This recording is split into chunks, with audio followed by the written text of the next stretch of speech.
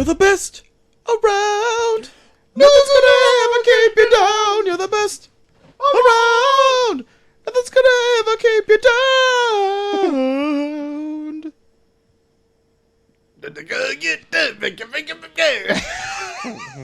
That's it. Perfect. Hey, welcome to Perfect the enunciation. review, a show where two small town dudes give your big dumb opinions. Today, we're going over our personal top 5 Personal top 5. This should be the end of the show. AFIs, spurred by the 2007 list of the AFI's top 100 movies of all time. We did, And then a just top the 5. rush of personal top 5s has been getting from there. That's right. We got a few letters in, and this was really spurred by a letter in general, because I'm like, you know what? This tipped the scales. We should probably do our own, Yep. and let's do it. Here's the letter right here. Yeah. From friend of the show, Yeah. Eric. Personal friend. Personal friend of the show. It reads, gentlemen, Yes.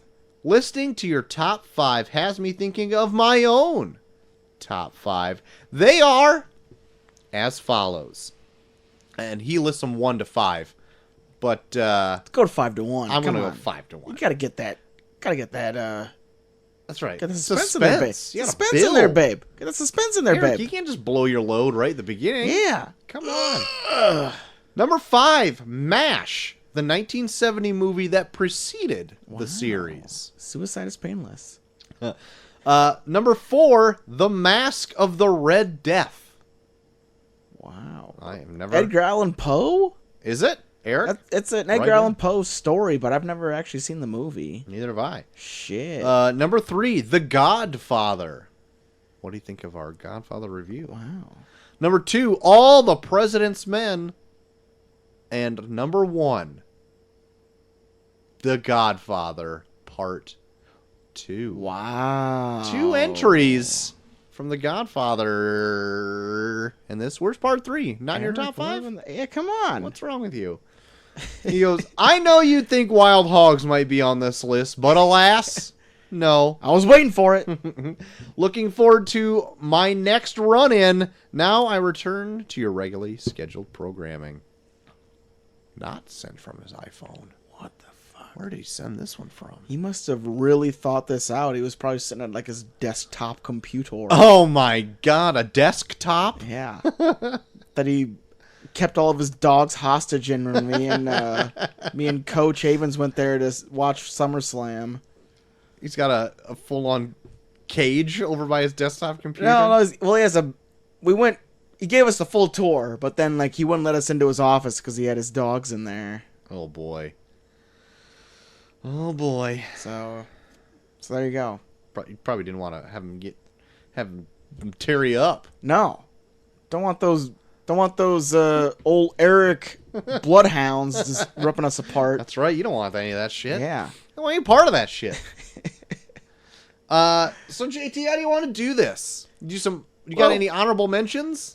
I didn't go as far to do honorable mentions because even like it was hard for me to dig up like my 5 and 4. Okay. So I just went regular. Like if you have honorable mentions, you can go for it. But I'm thinking maybe we can just go back and forth with our 5s and our 4s. Very good. I have one honorable mention, Okay. and it's one that is always at the top of my list, and I don't even know. Like, it's a good movie. Yeah. But it's one that's like out of character from the rest of the movies on my list. Really? And the way I put my list together is like ones that, for one, like I'm in the mood right now to want to go back and watch, but it's ones that like I could watch it anytime. Yeah. It's like there's no real reason one's better than the other. Yeah. It's like at this point in time, I could really watch this, and this, and this. And they're usually in a heavy rotation. Gotcha. So that's like how I did it. But my honorable mention is actually The Green Mile. Yeah. I really enjoy this movie. A Stephen King film. A Stephen King film. And it's just the one that's like the most, I guess, left of center of like the rest of my list. Yeah. I really enjoyed every time I see it. Like I shed a tear, and it's like that's not the only movie to ever do that. But like for whatever reason, this movie really has me gravitated towards it, and I really enjoy it. It's like a really heartfelt story between like an inmate and like the cops there with John Coffey. John Coffey. And take my hand, boss. I'm scared of the dark. It's really good, and then it's got like a supernatural aspect to it that I really like, and it's got like everybody in it is like either a character you really just want to see more of for whatever reason. Either they're like really like heartfelt, or they're just a piece of shit. Yeah. But like I think it's like a well-rounded, well-crafted film, and that's why it's an honorable mention. Yeah. But it's not one that I could just pop in all the time. Oh yeah. So that's why it's kind of on the fringes there. Well, I think if you were to pull my leg and actually make me do an honorable mention, I would say probably for me personally, like Quentin Tarantino in terms of like Reservoir Dogs and Pulp Fiction, just because those are like the first two movies I ever saw that made me appreciate like movies don't have to be just like a straightforward narrative type of story. Sure. Like those are the first two movies I saw where I was like, oh, movies can be way more than just here's a good guy and here's a bad guy, and then the bad guy gets beaten by the good guy and we all live happily ever after. Yeah. Like that, and then even like they can even go beyond that where everything is so gray and stories can be told in such a way where it's even almost kind of hard to follow and you almost have to kind of think about it. Yeah. So I think those two movies kind of led me to what I appreciate about film nowadays. But I think from then on, there's other movies that I've watched that I think I appreciate more beyond those. So those would probably be my honorable mentions. If these other five do not exist, one of those would be in there.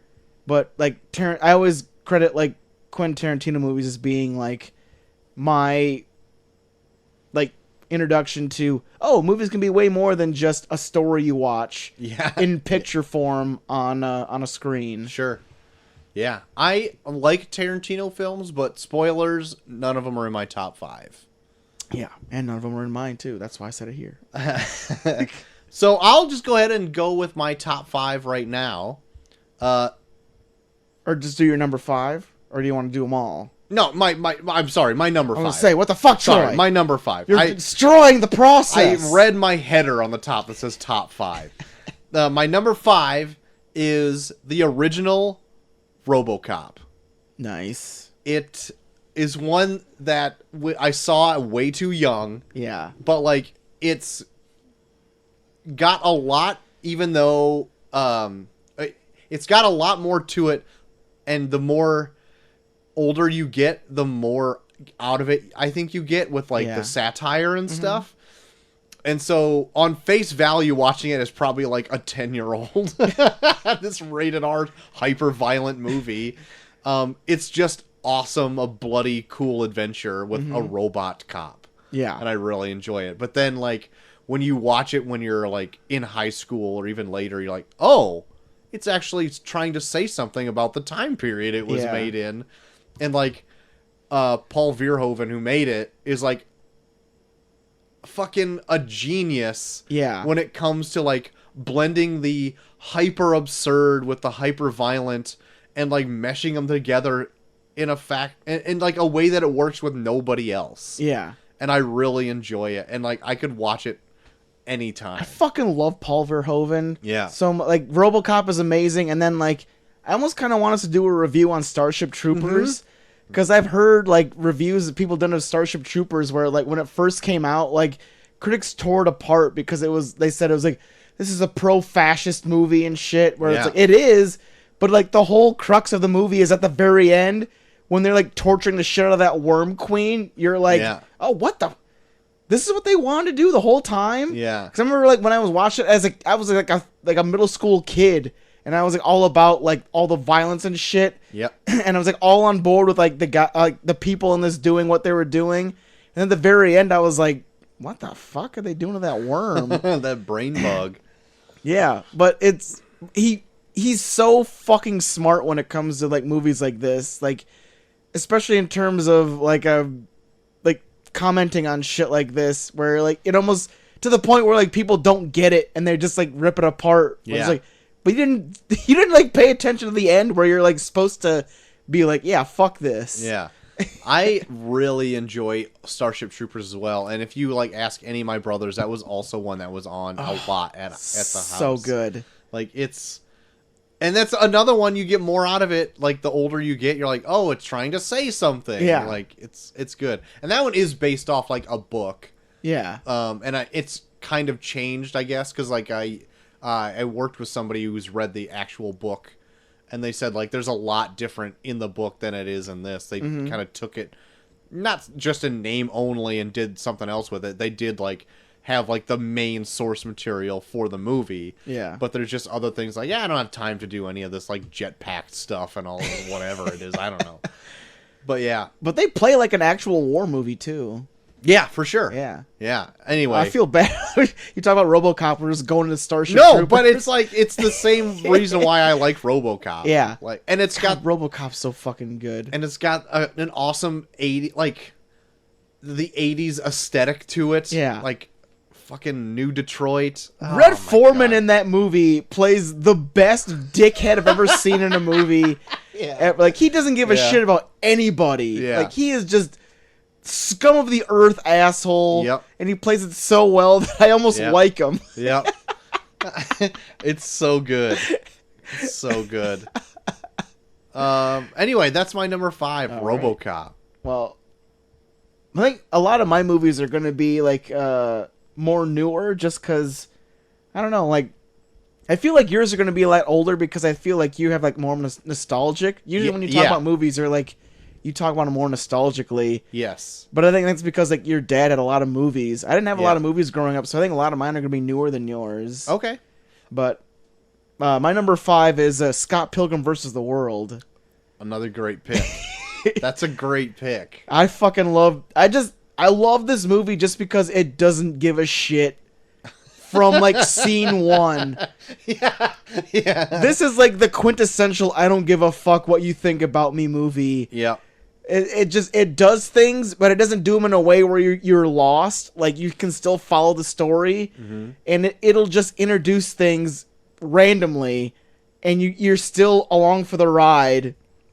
Like, I think the only critique I have about this is the ending. I wish the ending was different. Yeah. But beyond that, everything about this is, like, near perfect. Yeah, I really enjoyed this movie when it came out, and like was surprised to hear like the negative things people said about it. Yeah. And I'm like, I don't think you understand what it's trying to do. Like, Yeah. maybe this movie just isn't for you. Yeah. Like, that's fine. Not everything's for everybody, but like Scott Pilgrim, I think I would put that as like an honorable mention too. Yeah. Like, it's super fun. And I think Scott Pilgrim hit me at the point when, like, I was, like, the age of Scott Pilgrim. Where I was, like, I was kind of dealing with a lot of the shit he was going through at the time. Yeah. Where, like, yeah, it's like a borderline perfect movie to me. And every time I go back and rewatch it, like, you can rewatch it for so many different random things. Yeah. Like, whether it's the fight scenes or just the random cinematography or just, Yep. like, the weird, like, background animation they put in with, like, random action scenes. It's just perfect almost all the way through. I freaking, the last time I watched it just for, like, the little comedy bits that I've forgotten. Yeah. The freaking vegan police. The veganizing ray. Yeah. Yeah! Fucking high five. I fuck in the Oh background. my god. It's so good. And then, like, they have, like, huge stars when they made this, too. Like, Yeah. Chris Evans is in this. Yeah. Freaking Brandon Routh, like, hot off Superman Yeah. is in this. And I like him more in this than Yeah, in anything he's I've better. ever seen. Yeah, he's better than this, and he's a Superman. It's fucking great. It's a good fucking movie. My number 4 is a sequel, but I think it's the best sequel ever made. Yeah. And it's Terminator 2 Judgment Day. Sweet. We might be talking about this in a later date, Troy. Very well could be. Keep going. We are gonna. Yeah, we are gonna. But we're like talking about this. Terminator 2, like came out like when I was very impressionable, also young to see it. Yeah. But like it's another thing where nostalgia is working for me. But I think it's like a perfect action film. Oh, totally. And for the time it was made, a technical achievement. yeah. The liquid metal friggin' Terminator in that, like, made in fucking 92, Yeah. looks just as good then Yeah. as it would today. And, like, they mixed, like, the great practical effects with, like, digital effects, and, like, what they couldn't really get away with, they hid very smart. Mm-hmm. And Arnold's great in it. Freaking Edward Furlong's great in it. Like, Yeah. it's a great meshing of them. And then Sarah Connor totally changing what she was, like, from the Terminator to, Yeah. like, what she is now known as, like, this fucking female badass. I know. I think I saw the second one before I saw the first one. I And then, did like, too. watching the first one, you're like, holy shit. Like, Yeah. Sarah Connor's a normal person. Yeah. And then so then, like, with that in mind, watching the second one, you're like, gee, this fucked you up. Yes. Yeah. Yeah. But, like, I don't have as much fun watching this as, like, I do, like, RoboCop. Yeah. But I think this, like, in my list is, like, a better made... I don't know. Saying it's a better made movie is, like, hard to say. Yeah. But it's, like... I don't know. It just strikes me as, like, now it's like a step above, like, a RoboCop or Yeah. something like that. Yep. It's like, and I love time travel stuff, too, so... You might see that from another entry on my list. Oh, later boy, in there, look so- out. So spoilers. Look out, man. But yeah, Terminator 2 Judgment Day, great. Can't wait to revisit it later on. God, I want to dive into this Terminator series so much. Yes. It's going to be so fun. Yes, it will be. My number 4, Troy, is a Disney Pixar film, oh Inside Out. my God, yeah. Yeah, yeah. I fucking love I love movies that, like, put me in, like, the shoes of someone that I don't normally sympathize with. Uh-huh. And with this, they did it in a way where they actually put me inside their brain Yeah. and showed me how, like, someone operates that way. And even it put me in a way where it made me feel nostalgic for what it was to be a kid. Mm-hmm. And they put it in a way where they personified those parts of me, and then they killed them in front of me. Yeah. To where I was like, gee, I didn't even think of it that way, and it's, like, destroying me in a way. But, like, they still, like, they took... I feel like this movie does a good job of personifying moments I felt like I went through, and then showing how those moments affected, like, me internally. Uh-huh. And how, and, like, especially how they affect this girl as they go throughout. And just... It just feels, like, so brilliant all the way through. And, like, even, like, hearing where, like, even, like, psychology classes, like, in, like, high school and college are, like, showing this to their students. It's like, I can see it. Yeah, for sure. Because it's just, like, everything about this is, like, so brilliant. Inside Out never struck me the same way it did you. I still like it, and I think it's a great movie. Yeah. But, like, just say, like, the Disney Pixar ones in general, there's other ones that I like, I think, above Inside Out. Yeah. But, like, it's hard to say, like, with, like, an exception of a very few, like, Cars 2 or, like, The yeah. Good Dinosaur. Like, Pixar usually has a very high track record. Yeah. But, yeah, it's still a great movie Yeah. overall. And I can see that, like, I don't think this movie ever, like, strikes... Like, it never strikes me as, like, a classic Disney Pixar movie. Mm-hmm. But just as a movie in general, like, it just... Everything As the about quality it... of its intent. Yeah, like, everything about... Like, this feels like people just sat in a room and thought for 2 years before they started making it. Because everything about it feels so thought out and so, like, down to the exact part of, like, what does this mean and what does this mean and what does this mean?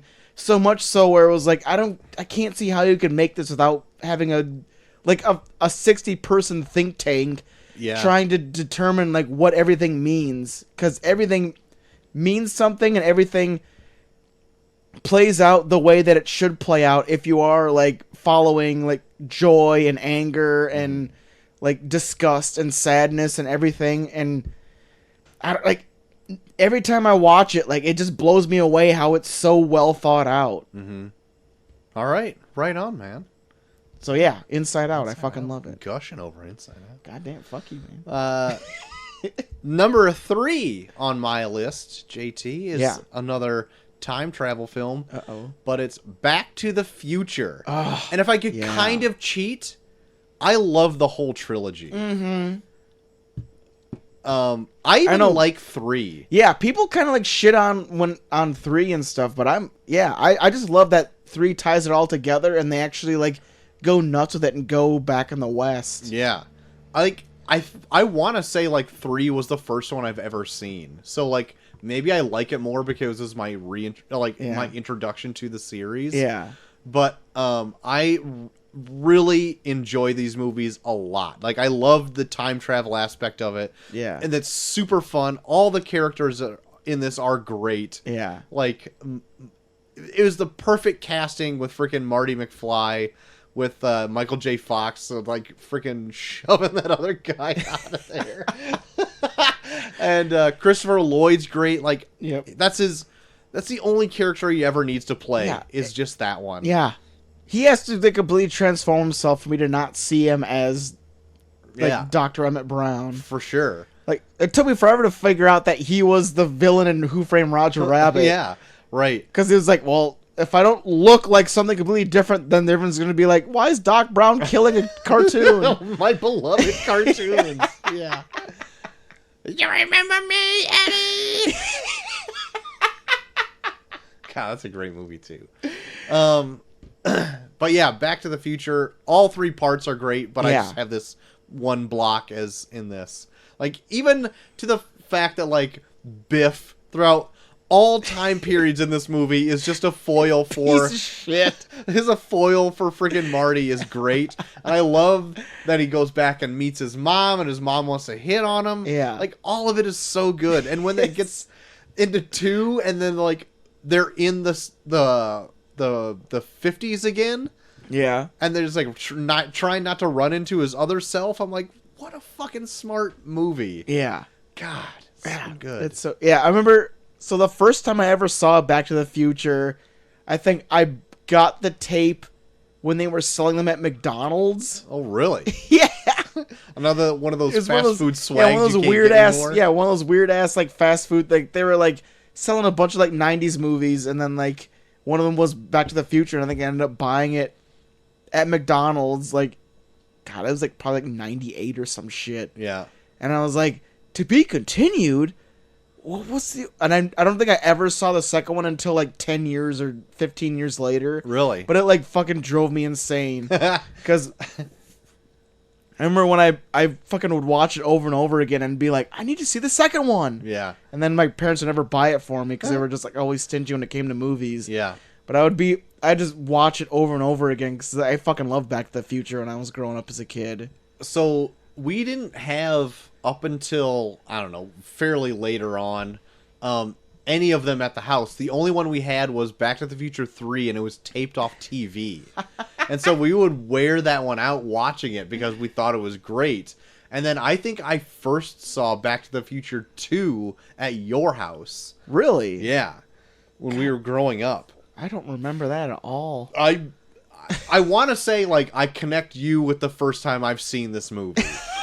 And I don't know, maybe it's not true, maybe I've seen it somewhere else, but, like, that's where I put it with. So, I guess thank you for introducing me to one of my favorite movies of Oh, all you're time. welcome, I guess. So anyway, that's my number 3. All right. Well, my number 3 is one that we've talked about on here, Singing in the Rain. Yes. I fucking love Singing in the Rain. Like, this is the one movie I watch where the minute I start watching it, I'm already smiling. Yep.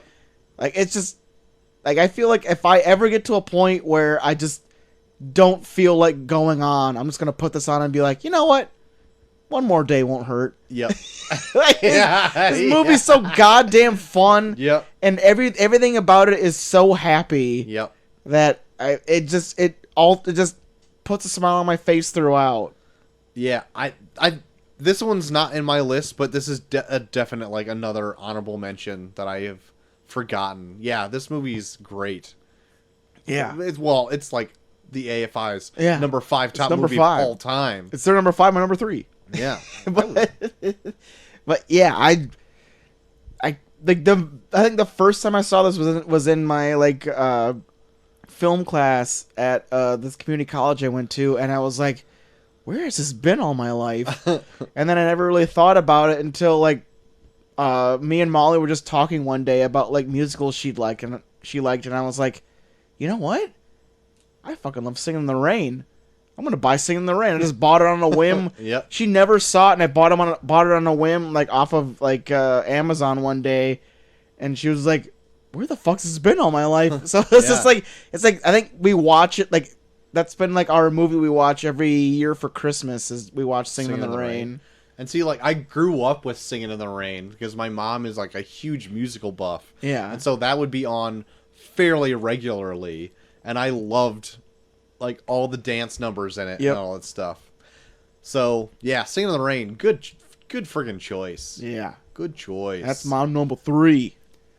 My number 2 is dip into a little bit of the animation. My number 2 favorite movie of all time is The Iron Giant. Ooh, The Iron Giant, like, is one of the only like animated movies that I can remember always making me cry. Yeah. Like at the very end where he sacrifices himself. Yeah. And it's got that Superman add-in, like, little touch to it. I'm just like, holy fuck. I'm always like, even as like a 30-year-old man, I'm just like, it's so beautiful. Maisie, why aren't you watching this? But yeah, this is one I've tried to like force on Macy so she would want to watch it so I could watch it. Yeah. Kind of a thing. Well, now you got a boy, so I know. You might be able to make it work. I wonder if I could put it on now, though, and Macy would enjoy. I was trying to shove it on her, like, at 6 months, so, like, she doesn't give a shit. Yeah. But, like... Just wanted to see, like, babies shit in their pants. Like, Boss Baby. Yeah. Oh, my God. Boss Baby, fuck. Just caught another one of the series, the Netflix series of that, the show. What a dog shit series that is. But anyway, Iron Giant, it's so good. So, it's got freaking Shooter McGavin as Chip Mansley in it. Yeah. Works for the government. Yeah. It's got freaking Rachel from Friends freaking as the mom in it. Oh, yeah. It's got Harry Connick Jr.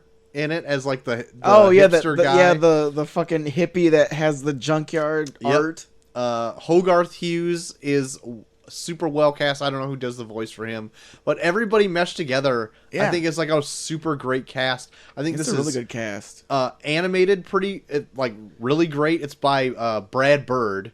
Yeah. Who did like The Incredibles and all that other stuff. Yeah, even too. for being like 2D animation, like right before they got into like the Pixar shit, like this is like you could probably show this to, like a kid now and they'd still be really into it. Yeah. Because they find a way to like really use like that classic animation but like make it really stylized. Yeah. And not that they didn't use any computer animation, because they did for the Giant, but they made it look like a 2D animation. a duty. A duty. But this movie has like got comedy in it. It's got heart. It's literally got almost everything in it. Yeah. Okay? But okay, babe. Okay, babe. So that's why this makes my number 2 movie of all time. I actually went to go see the re-release of it when it came out into theaters. Oh, really? Still great. Yeah. But they also had like 2 scenes added into it. And I don't think they were... There's a reason they weren't in it at first. Because there's a scene early on, because you're familiar enough with it, right? Yeah. So at the end, he like goes all kill mode and like wants to destroy everything. Oh, yeah. And so, but that's kind of teased that like, oh, he can go off and you don't know what's going to happen throughout like pretty much the whole movie. Yeah. But the scene they added in there is kind of like an army of Iron Giants on like a home planet. And they're all got like their battle mode out and everything. So it kind of ruins kind of a surprise that's coming out down the line. That's like, oh shit, he could like really fuck us all. Yeah. Cause that scene where like he sees the hunter with a gun and then he, like his eyes go red, but you're like, you don't really know the full extent of what he will do. Right. If he gets set off. Right. And there's that, and then there's like another scene between Dean and Hogarth's mom, I think. And they just have like a longer chat scene, which isn't bad. It just is kind of like, kind of takes don't really the need it. pacing out of it. Yeah, it doesn't do much of anything. But like, yeah, me and Ghost Hunter Dave, it's one of our favorite movies. So like, he's like, it's only playing at this time at this theater. Can you see it? And I'm like, yeah. So I took off work to go see it. Like, that's how much I love this movie. Yeah. There you go. That's my number 2. Well, my number 2 is probably like the only like nostalgic one that I have on here, because like this is probably the one movie that I watched in my childhood that I loved, and as like the years have gone on, I find more things that I love about it, where like it just stays so high on my list. So my number 2 is Jurassic Park. Okay. Good choice. And I fucking love this movie. Like, even like me and Molly and her friend Dakota watched this movie like just a couple weeks ago, and even then I was like finding stuff in it that I didn't find before. Really? Like, I remember like as a kid I was watching it and like I didn't give a shit until like dinosaurs showed up. But then I was like finding, I was still invested in it, where it's like Steven Spielberg does such a good job of like throwing in these weird visuals to like keep kids still interested even when like just dialogue's happening. Yeah. Like, he'll just do shit where it's like even like when they're like explaining like how the park works, it's all done in animation with like this DNA fucking thing. Yeah, a little mascot. Yeah. So like that, and then even when they're having that like discussion, Dino DNA. And then even when they're having that discussion about like the moral implications about like building dinosaurs, they're doing it in a dining room where fucking projectors are just like going all over the place, like showing random pictures. And I remember being a kid being like, ooh, picture, ooh, lights. So it's like Spielberg is such a fucking genius when it comes to that. Like, he knows how to keep your attention even though like you're a kid and you don't give a fuck about the plot. Yeah. And like I remember being like that as a kid, and now that I'm older and like I can follow along and like know what they're talking about, like it's so fascinating, just the idea of like what can man really do in terms of like creating life and everything, and like it's so fascinating. And then even like the fact that it was made so early in the 90s, and like Spielberg does a really good job of mixing puppetry with CGI. Yeah. And like the actors themselves sell it so well. Like, Yeah. I feel there's so much shit nowadays where people are just staring dead ahead, where it's like, oh, where do I look? At this X? Okay, I'll look at this X. But like here it's so new that they're like, well, we need to sell this, otherwise no one's gonna believe it. And like fucking Sam Neill and Laura Dern need a fucking Oscar just for that scene where they see that brontosaurus for the first time. Because they fucking sell that thing that doesn't exist like it's the best thing they've ever seen in their entire life. They've seen God. And yeah, and I've never seen anyone react to CGI like that. So like they were the first, and they were the best. Yeah. That I've seen in terms of reacting to CGI. Like, they did it that one time, and then even if I saw something that was CGI in the other like throughout the rest of the movie, I just thought back to what they thought of that brontosaurus, and it was like I believed everything else that was in the rest of the movie. Well put. So like Jurassic Park is so perfectly made for its time, even down to where it was like, if you can make a puppet out of it, make a puppet out of it. But if you can't, the fact that we've seen what people react to these like things that look kind of fake, it's like, well then fuck it, I'm along for the ride. Jurassic Park is like a fucking perfect movie. Yeah, very well put. Yeah, Jurassic Park is. Oh, that was like on a pretty high rotation when that came out on VHS. Yeah, when we got it at home, so that was on a lot. Yeah, man, that's a good pick.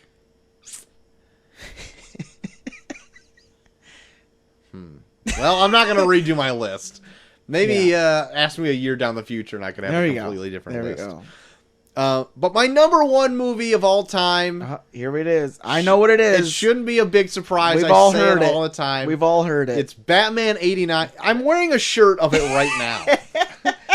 Unintentionally. It didn't strike me till now. I was like, of course he's wearing that. We're talking about the fucking best movies of all time. And it's a complete nostalgic pick. Yeah. Like, otherwise, like, I know the faults of the movie. Oh, yeah. I get it. Like, I've watched videos of just people shitting on it for 10 minutes. Mm-hmm. And I'm like, yeah, you're not wrong. Like, that's a flaw of the movie. Yeah. I just like it so much. Mm-hmm. Because it is a superhero-based movie. And it's surprisingly, like, really the only superhero-based one on my list. I know, that's surprising.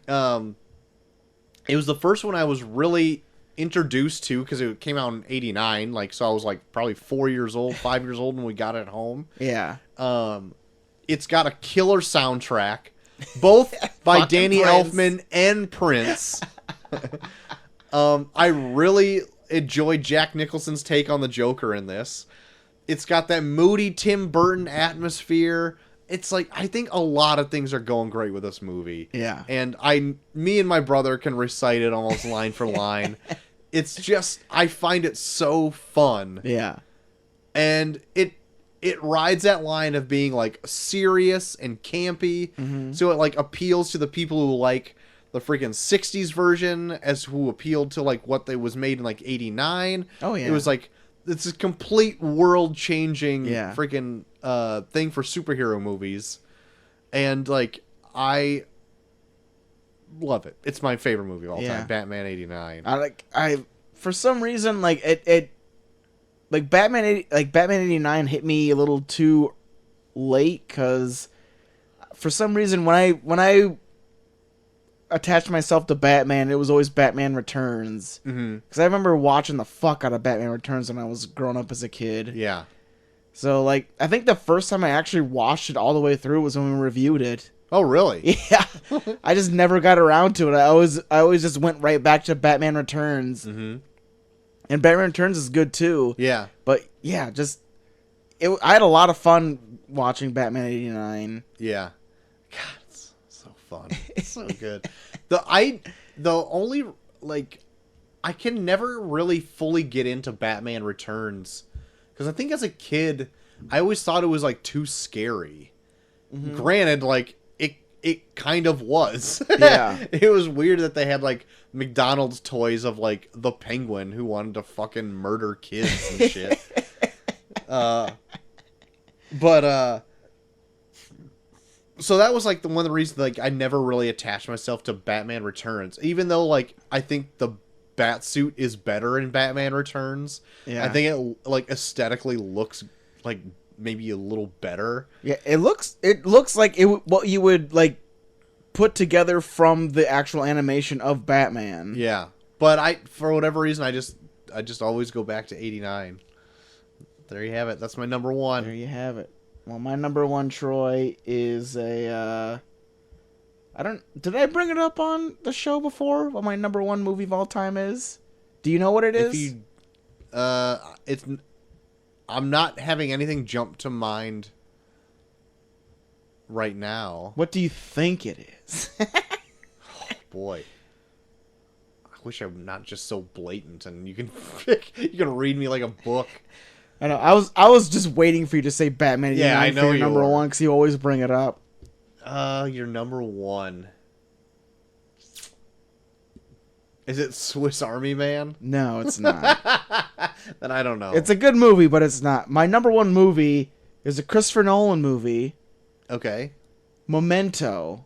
Okay. I fucking love Memento so much. Really? I would have never picked this as your favorite. Really? I thought I brought it up in a show before. I don't know if you I did. Like I missed it. But I'm always fascinated by stories that are told non-linearly. Mm-hmm. But my only complaint about them is that there's no reason to do it. Mm-hmm. And Memento feels like the only film I've ever seen that does it in a way where it makes sense for the plot of the movie. Yeah. And they do it in a way where it makes sense why you would tell it that way to begin with. Yep. Because you're following a guy who does something awful, and then you're following him backwards to where he decides, like, I'm gonna do this. And you're following a guy that has like short-term memory loss where he can't really follow like what he does from like scene to scene. So it makes sense why you would watch it from like the end to the beginning. So this is like the only movie I've ever really seen where the first time I saw it, I was enthralled, even when it was a scene that had nothing to do with what was going on. Like, just the context clues about what was happening and what he did before this, like, it just glued me to the screen the whole time. Yeah. So I think, like, because people always fucking are about The Dark Knight when it comes to Christopher Nolan's best movie ever. Yeah. But this one feels so much more well thought out and just, like, an interesting character piece on this guy played by Guy Pearce that's, like, by the end, you don't even know if he was faking it the whole time. Yeah. Like, you're even on this board, like you almost kind of feel betrayed because you're watching it based on the fact that he has short-term memory loss, but then you're like, well, you lying to yourself? You just fuck me over? Yeah. Like, am I just following this narrative that doesn't make any sense to me now because you know what you were doing all along? Like, Yeah. it's such a fucking, like, well thought out, like, interesting way to tell a story, and, like, every time I can go back and watch it again and always still be enthralled by how he was able to lay out the story as it was, being from, like, the end to the beginning. Yeah.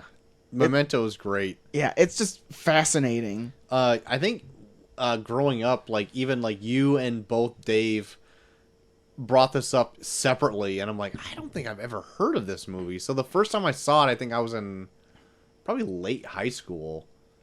Maybe even first year of college. I was in college. I went to, it was brought up to me by, like, my professor in my, like, modern American music class. And he was like, man, if you want a good crime drama, watch Memento. And I was like, okay, I'll watch Memento. And then, like, the first time I saw it, I was completely blown away. And I had to go out and find out where it was and buy it, like, that day. Because it just blew me away. I could not fucking stop thinking about it. Yeah. Well, the first time I saw it, too, I was just like, oh, wow. Like, I knew the premise going in already. It's like a movie told backwards or whatever.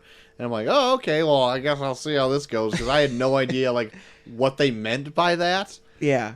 So, when I saw it, I was like, this is fucking really well thought out. Yeah. Because, like, in order to tell it backwards, you have to, like, do stuff to, like, keep people intrigued of what's coming before this. Yeah. But, like, have the narrative still go forward. Yeah. And I'm like, what a fucking smart and complicated movie to try to figure out how to do. And it's even done in a way where, like, you can see, like scratches on Guy Pearce's face. You can see different things on, like, what he wears, like the stains on his suit, like everything where it's like, and they're all addressed as you go through the whole movie. Like, from the end where he looks a certain way, they address every little thing about him, and they address every little thing about, like, tattoos he has, like Polaroids he has. Yep.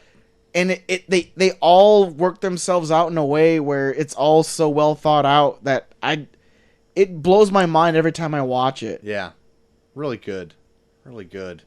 Yeah. So go out of your way and watch Memento. For sure. That's a good movie. We should do a fucking show on that. My God, I haven't seen it in a while either, so it'd be a good time to revisit. Fucking love Memento so much.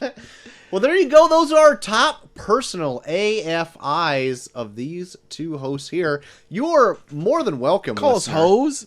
Yeah, hoes. These two hoes doing these podcasts. You're more than welcome, listener, to please bring in your top 5 movies of all time. Give us your top 5. Anyone who's listening, we'll gladly share it on the show. It's way interesting to hear different walks of life say why they like different movies over another one. I don't think any list that we've received so far of people's personal top 5 is, like, the same in any way. No. The only time we would ever get a duplicate if Neil put his in. It'd just be yours. Maybe. At least have one or two I'm sure Neil's listening to this show. Every time you say something, he's just like, same. But yeah, I would love it. So anybody, listening, just bring them Yeah. in. Bring Yeah. them in. Do it. Just send a Gmail in. Even if you want to do it anonymously, that'd be great. It'd be great. Totally. And you can send emails into reviewreviewpod@gmail.com if For you wish. sure. If you want to do so on the social medias, we are on the Twitters. JT, where are you at? Well, they can find me at Bucky Fern on Twitter. Also, Bucky Fern on Instagram and Bucky Fern on Snapchat.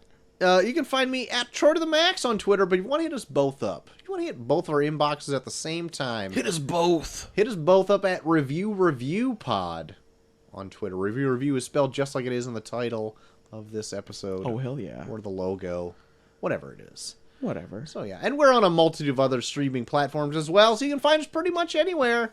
But there you go. Most stuff. Great app. Good app. Good app. Probably Good the best app I ever did. Let's just Best let's just app. fucking Call it quit. here. That's it. We did it. Going out on top, Call it baby. quits. Well, if we decide to come back on Thursday, Okay. we're doing the Stephen King classic film, The Running Man. The Running Man. I've never seen this before. I've never seen it either. It'll can't- be a great time. Can't wait. So join us later in the week for The Running Man, Yes. rounding out our Stephen King September. Yes. That'll be what's coming up. down the Oh, pipeline. yeah. So until next time, JT, I've been Short of the Max Extreme, I am J3K. and we are off.